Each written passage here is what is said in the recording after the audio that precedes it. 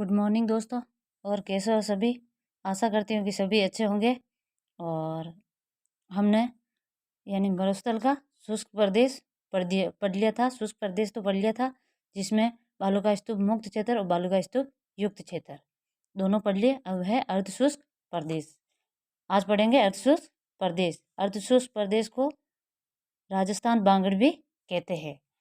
अब आगे है यानी अर्धशुष्क प्रदेश में 4 पार्ट होते हैं।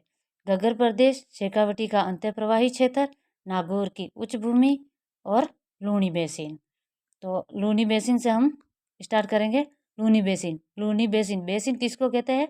नदी निर्मित मैदान को बेसिन कहते हैं। नदी निर्मित मैदान को बेसिन कहते हैं। नदी निर्मित मैदान को बेसिन कहते हैं। अब है लूनी बेसिन कौन कौन से जिले में आते हैं? जालोर, पाली, बालोतरा और साचौर। जालोर, पाली और ये 2 नए जिले बन गए, साचौर और बालोतरा।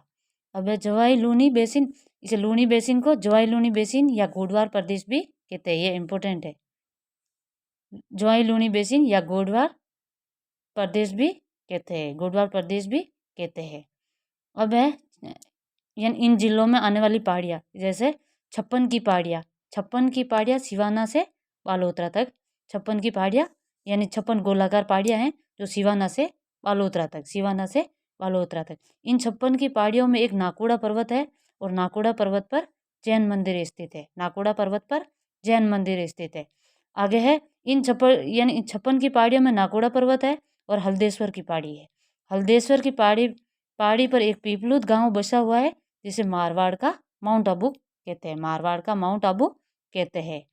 आगे है जसवंतपुरा की पहाड़ियाँ कहाँ पर स्थित है? जालोर में। जसवंतपुरा की पहाड़ियाँ जालोर में स्थित है और जालोर में स्थित है। और इन पहाड़ियों में एक तो सुंडा पर्वत, जिसमें राजस्थान का पहला रोपवे बना हुआ है सुंडा माता के मंदिर पर। सुंडा पर्वत, सुंडा पर्वत। एक है जाडोला पर्वत, जाडोला पर्वत। एक है कोटबांध, कोटबांध और नागकुंड।